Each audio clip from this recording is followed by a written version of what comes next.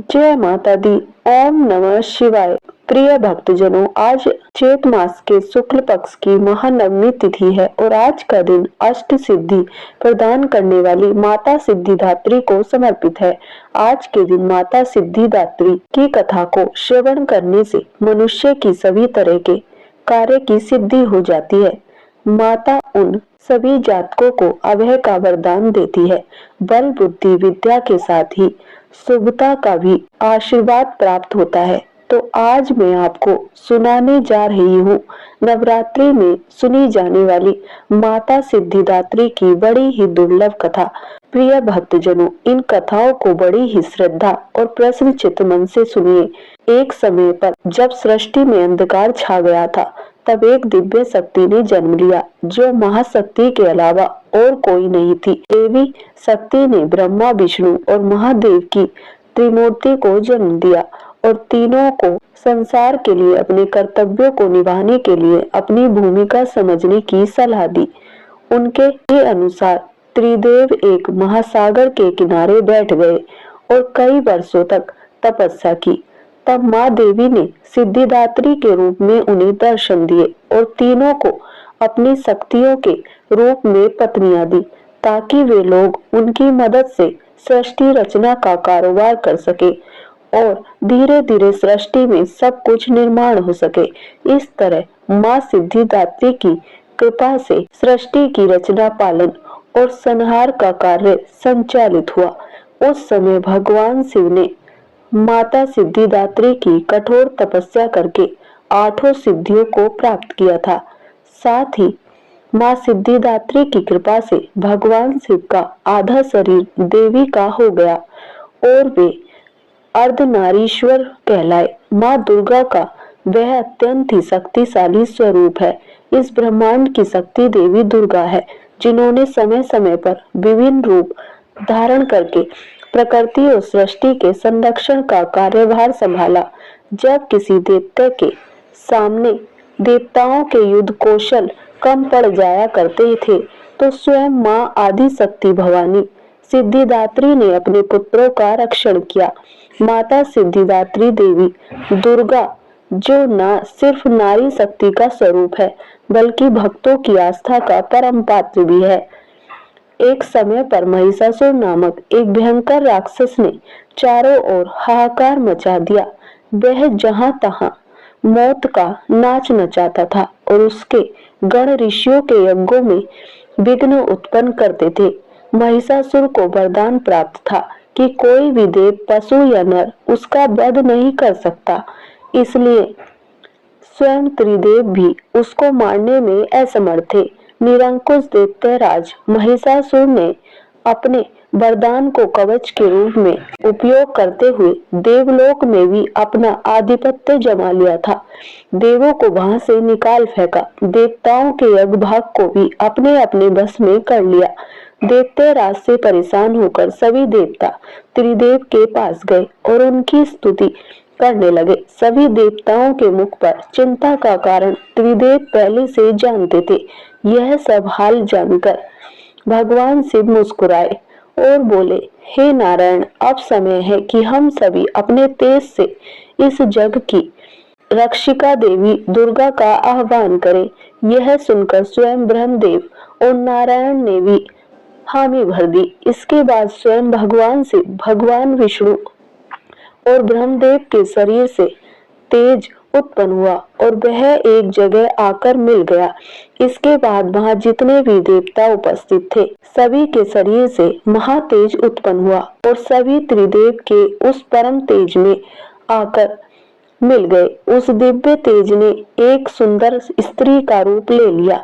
महादेव के तेज से माता का मुख, नारायण की तेज से 8 भुजाएं हुई, ब्रह्मदेव के तेज से चरण पादुका, देवराज के तेज से माता की कमर, वरुण के तेज से जंघाई और इसी तरह से अन्य देवताओं के तेज से माता के अन्य अंग उत्पन्न हुए। सभी ने मिलकर माता को श्रेष्ठ अस्त्र शस्त्र दिए। महादेव ने अपने त्रिशूल से शूल, नारायण ने अपने चक्र से एक दिव्य चक्र, ब्रह्मदेव ने एक दिव्य कमंडलू, देवराज इंद्र ने एक दिव्य और शक्तिशाली ब्रज, सागर ने सुंदर रत्नों से सजे आभूषण, कभी मैले न होने वाले वस्त्र और मुकुट दिए। वरुण ने शंख, हिमालय ने माता को सवारी रूप में सिंह, और इसी प्रकार देव शिल्पी विश्वकर्मा ने दिव्य अस्त्र और शस्त्र निर्माण करके दिए। माता का यह स्वरूप अत्यंत तेजस्वी और भयंकर था। देवी के इस विशाल और भव्य स्वरूप को देखकर सभी देवताओं ने करबद्ध होकर उनकी स्तुति की तथा देवी पर पुष्पों की वर्षा की। माता ने प्रसन्न होकर कहा, हे देवो, करो मेरा प्रादुर्भाव किस प्रयोजन से किया है? मैं अत्यंत प्रसन्न हूँ। मुझे बताओ, मैं तुम्हारी समस्या का हल कर देती हूँ। जिसके बाद देवताओं ने सारा हाल माता को कह सुनाया। इसके बाद रण क्षेत्र में माता ने विकराल रूप धारण करके पहले दैत्यराज की सेना का विध्वंस किया और बाद में महिषासुर को भी मार दिया। इसी तरह से पूर्व समय में दुर्गम नामक एक महाबली असुर था।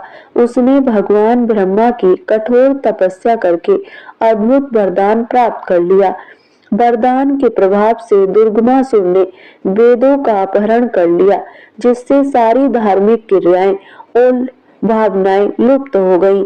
दुर्गमासुर ने अहंकार के वश होकर संसार को अपमानित और पीड़ित कर रखा था। घोर अकाल पड़ गया। जीव अन्न और जल के लिए छटपटाने लगे।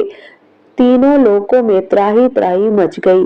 सभी देवता भी यह देखकर बहुत डर गए। सभी देवता माँ भवानी के शरण में गए और माता से प्रार्थना करने लगे, हे माँ भवानी, माँ सिद्धिदात्री, आप असुरों का संहार करने वाली हो। आपने सोम्ब निशुम्भ, चंड मुंड, मधु कैटभ, महिषासुर आदि दैत्यों का वध करके हमारी रक्षा की है। हे माता, आपने हमें आशीर्वाद दिया था कि जब भी हम पर संकट आएगा आप हमारा उद्धार करेंगी। उसी प्रकार से हे भगवती माता, दुर्गमासुर का वध करके हमारी रक्षा कीजिए। देवताओं की विनती से प्रसन्न होकर माँ भगवती ने जल की अनन्य धाराएं प्रवाहित करके चारों ओर जल ही जल प्रवाहित कर दिया। गायों के लिए घास, अन्य जीवों को अन्य जल से तृप्त किया और समस्त संसार की रक्षा करके सुरक्षा चक्र का घेरा बनाकर स्वयं बाहर बैठ गई। दुर्गमासुर ने यह सब देखकर चिंतित होकर देवी माँ पर असुरों की सेना से आक्रमण कर दिया और सुंदर सलोनी माँ भगवती ने अस्त्र से सुसज्जित होकर विराट रूप धारण करके समस्त असुरों का वध करके त्रिशूल से दुर्गमासुर का वध कर दिया और संसार में धर्म की स्थापना की। दुर्गमासुर का वध करने के कारण माँ भगवती इस संसार में दुर्गा के नाम से विख्यात हुई। माता सिद्धिदात्री कमल पुष्प पर आसीत होती है।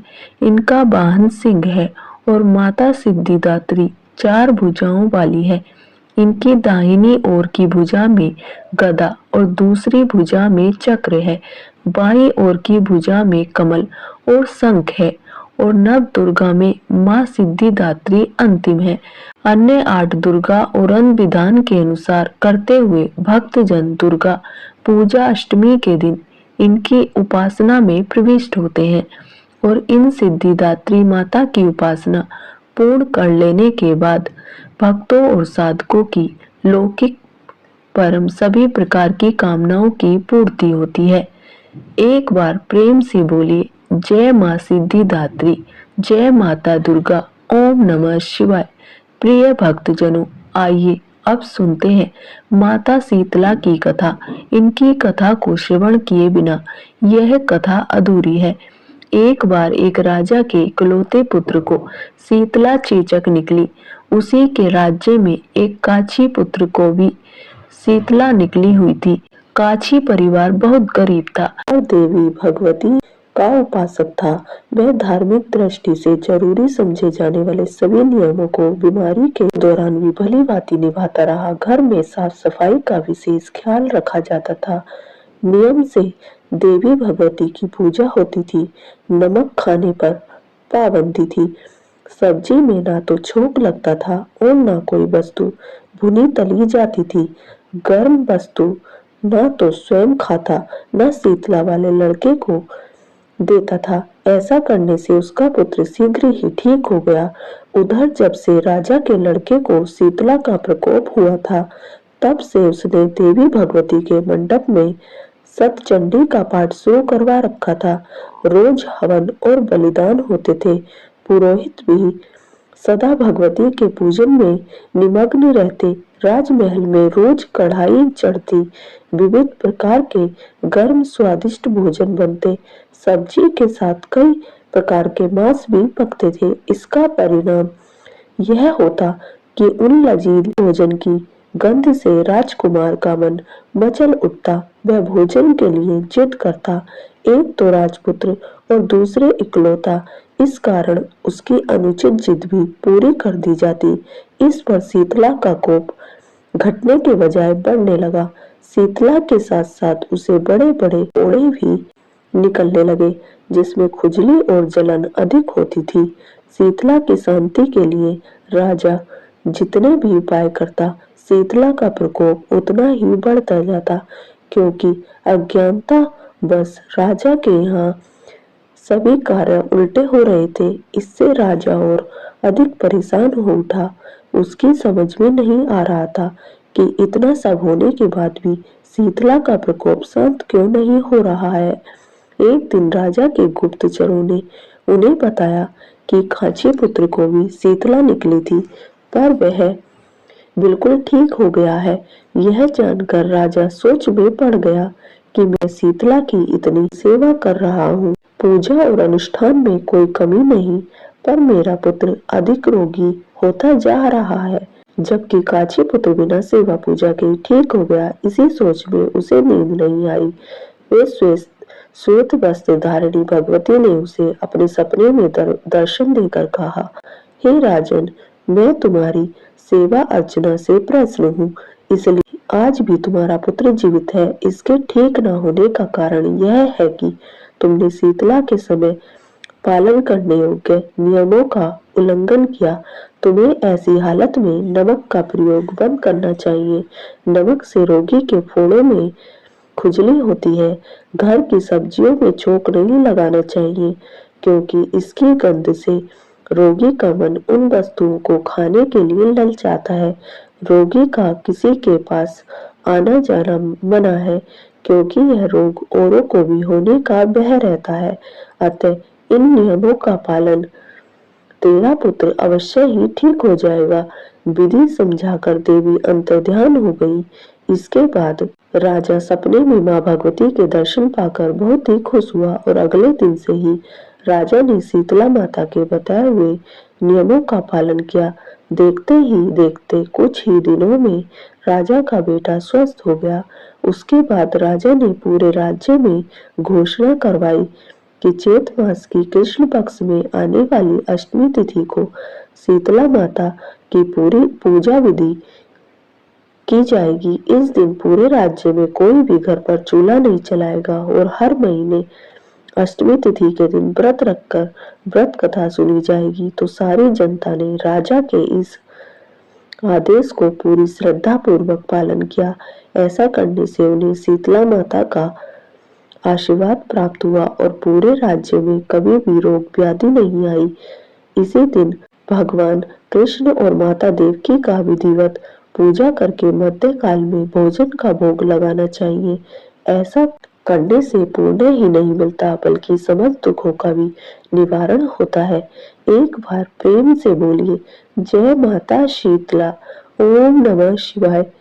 प्रिय भक्तजनों, अब सुनते हैं शीतला माता की दूसरी कथा। एक गांव में दो दंपति रहते थे। दंपति के दो बेटे और दो बहुएं थी। बहुओं को लंबे समय के बाद बेटे हुए। इतने में शीतला अष्टमी का पर्व आया। घर में पर्व के अनुसार ठंडा भोजन तैयार किया गया।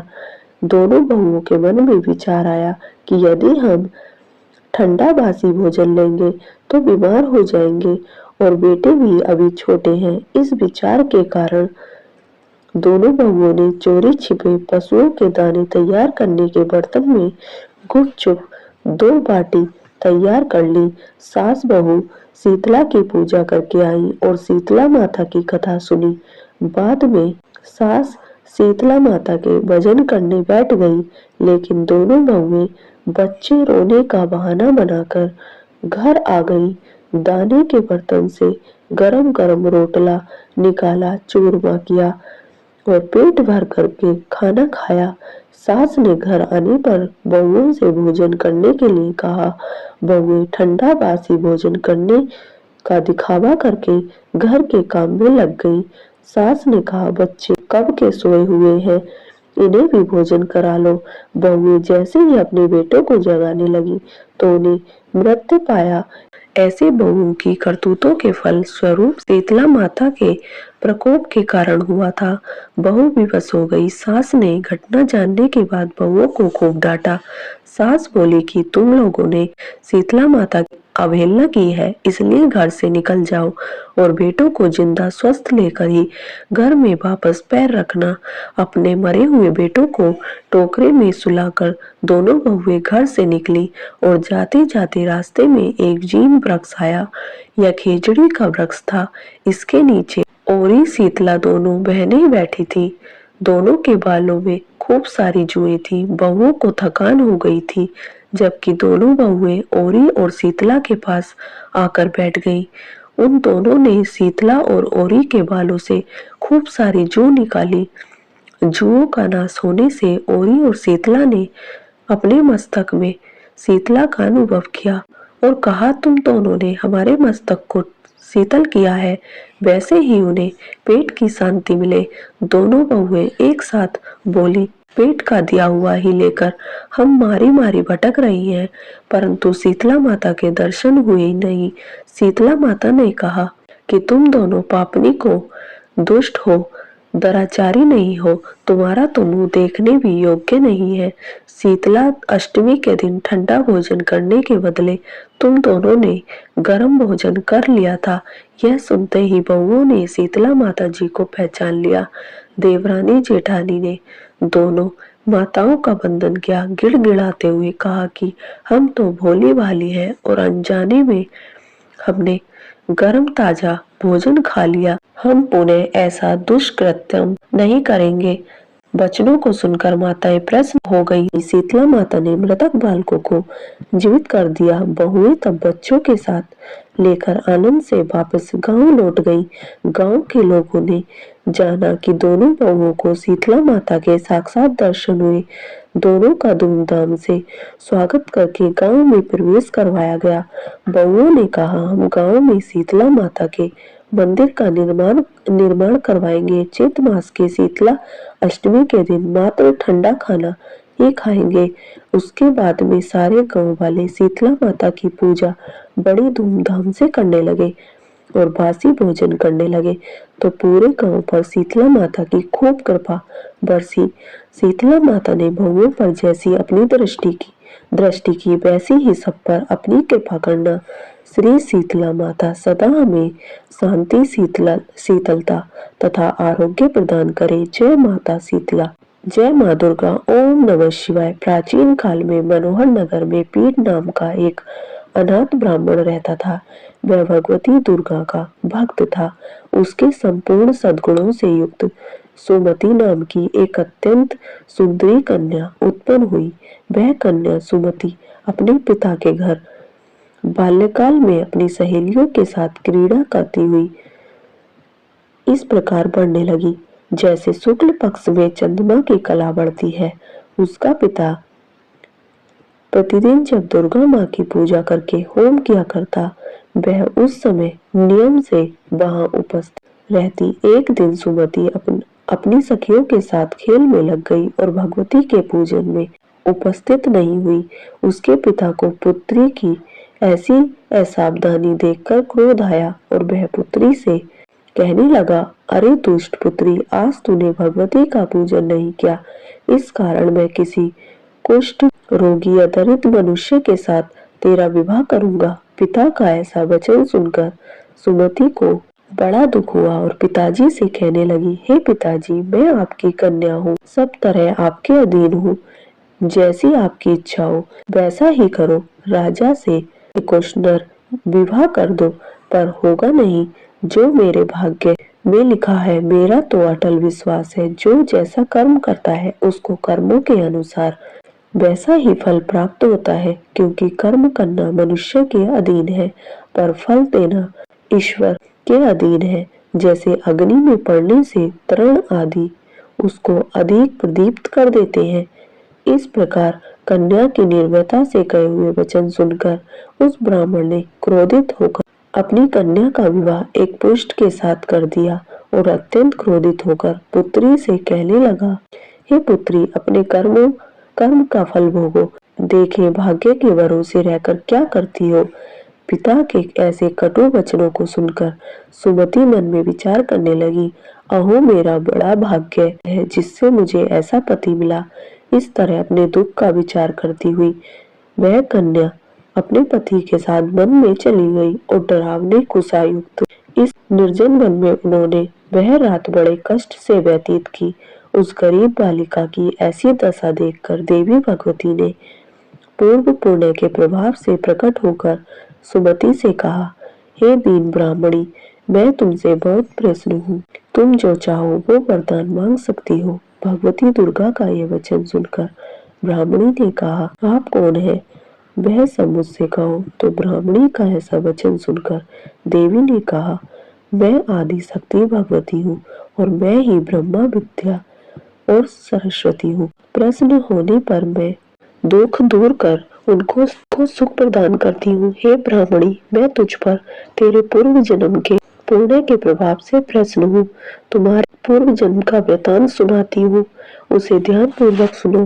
तो पूर्व जन्म में निषाद भील की स्त्री थी और अति पवित्र पतिव्रता थी। एक दिन तेरे पति निषाद ने चोरी की। चोरी करने के कारण तुम दोनों को सिपाहियों ने पकड़ लिया और ले जाकर जेल खाने में कैद कर दिया। उन लोगों ने तुझको और तेरे पति को भोजन भी नहीं दिया। इस प्रकार नवरात्रि के दिनों में तुमने ना तो कुछ खाया और ना जल ही पिया। इस प्रकार 9 दिन तक नवरात्रि का व्रत हो गया। हे ब्राह्मणी, उन दिनों में जो व्रत हुआ उसके प्रभाव से प्रसन्न होकर मैं तुझे मनोवांछित वर देती हूँ। तुम्हारी जो इच्छा हो सो मांगो। इस प्रकार दुर्गा के वचन सुनकर ब्राह्मणी बोली, अगर आप मुझ पर प्रश्न है तो हे माँ दुर्गा, मैं आपको प्रणाम करती हूँ। कृपा करके मेरे पति का कोढ़ दूर करो।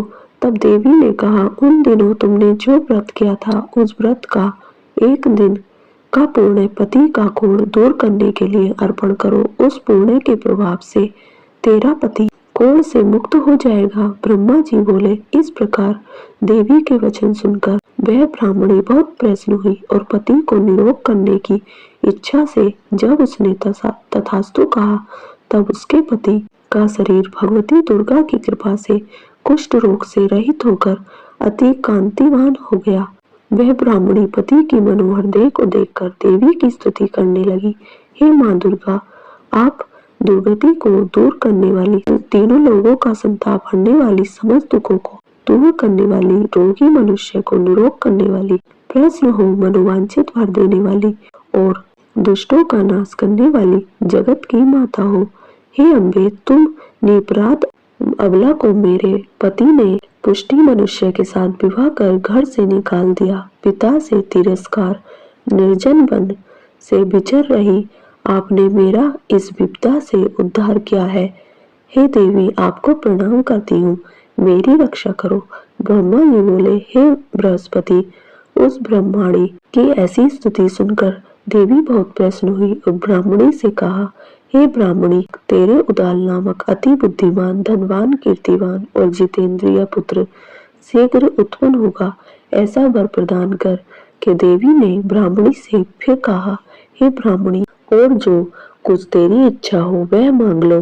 भगवती दुर्गा का ऐसा वचन सुनकर सुमति ने कहा, हे भगवती दुर्गे, अगर आप मुझ पर प्रसन्न हैं तो कृपा कर मुझे नवरात्रि व्रत की विधि और उसके फल का विस्तार से वर्णन करें। इस प्रकार ब्राह्मणी के वचन सुनकर देवी दुर्गा ने कहा, हे ब्राह्मणी, मैं तुम्हें संपूर्ण पापों को दूर करने वाले नवरात्रि व्रत की विधि बताती हूँ, जिसको सुनने से मोक्ष की प्राप्ति होती है। चैत मास के शुक्ल पक्ष की प्रतिपदा से लेकर 9 दिन तक विधि पूर्वक व्रत करें। यदि दिन भर का व्रत न कर सके तो एक समय भोजन करें। विद्वान ब्राह्मणों से पूछकर घट स्थापना करें और वाटिका बनाकर उसको प्रतिदिन जल से सींचे। माँ काली, माँ लक्ष्मी और माँ सरस्वती देवी की मूर्तियां स्थापित करके उनकी नित्य विधि सहित पूजा करें और पुष्पों से विधि पूर्वक अर्घ्य दें। बिजोरा के फल से अर्घ्य देने से रूप की प्राप्ति होती है। जायफल से अर्घ्य देने से, कीर्ति दाग से अर्घ्य देने से, कीर्ति दाग से अर्घ्य देने से कार्य की सिद्धि होती है। आंवले से अर्घ्य देने से सुख की प्राप्ति और केले से अर्घ्य देने से आभूषणों की प्राप्ति होती है। इस प्रकार पुष्पों और फलों से अर्घ्य देकर व्रत समाप्त होने पर 9वें दिन यथाविधि हवन करें। खंड, घी, गेहूं, शहद, जौ, तिल, बेल, नारियल, दाख और कंदव आदि से हवन करें। गेहूं से होम करने से लक्ष्मी की प्राप्ति होती है। खीर एवं चंपा के पुष्पों से धन की, बेल के पत्तों से तेज व सुख की प्राप्ति होती है। आंवले से कीर्ति और केले से पुत्र की, कमल से राज सम्मान की और दाखों से संपदा की प्राप्ति होती है। खांड, घी, नारियल, शहद, जौ और तिल तथा फलों से होम करने से मनोवांछित वस्तु की प्राप्ति होती है। व्रत करने वाले मनुष्य इस विधि विधान से होम कर आचार्य को अत्यंत नम्रता के साथ प्रणाम करें और इसकी सिद्धि के लिए उसे दक्षिणा दे। इस प्रकार बताई हुई विधि के अनुसार जो व्यक्ति व्रत करता है उसके सब मनोरथ सिद्ध होते हैं। इसमें तनिक भी संदेह नहीं है। इन 9 दिनों में जो कुछ दान किया जाता है उसका करोड़ों गुना फल मिलता है। इस नवरात्रि व्रत को करने से अश्वमेध यज्ञ का फल मिलता है। हे ब्राह्मणी, इस संपूर्ण कामनाओं को पूर्ण करने वाले उत्तम व्रत को तीर्थ, मंदिर अथवा घर में विधि के अनुसार करें। ब्रह्मा जी कहते हैं, हे बृहस्पति, इस प्रकार ब्राह्मणी को व्रत की विधि और फल बताकर देवी अंतर्ध्यान हो गई। जो मनुष्य या स्त्री इस व्रत का विधि पूर्वक पालन करता है वह इस लोक में सुख प्राप्त कर अंत में दुर्लभ मोक्ष को प्राप्त होता है। हे बृहस्पति, यह इस दुर्लभ व्रत का माहात्म्य है जो मैंने तुम्हें बताया है। यह सुनकर बृहस्पति जी आनंद से प्रफुल्लित होकर ब्रह्मा जी से कहने लगे, हे ब्राह्मण, आपने मुझ पर अति कृपा की जो मुझे इस नवरात्रि व्रत का माहात्म्य सुनाया। ब्रह्मा जी बोले, हे बृहस्पति, यह देवी भगवती शक्ति संपूर्ण लोकों का पालन करने वाली है। इस महादेवी के प्रभाव को कौन जान सकता है? प्रेम से बोलो, देवी भगवती की जय। ओम नमः शिवाय। जय माता दी। प्रिय भक्तजनों, उम्मीद करती हूँ आपको यह कथा पसंद आई होगी।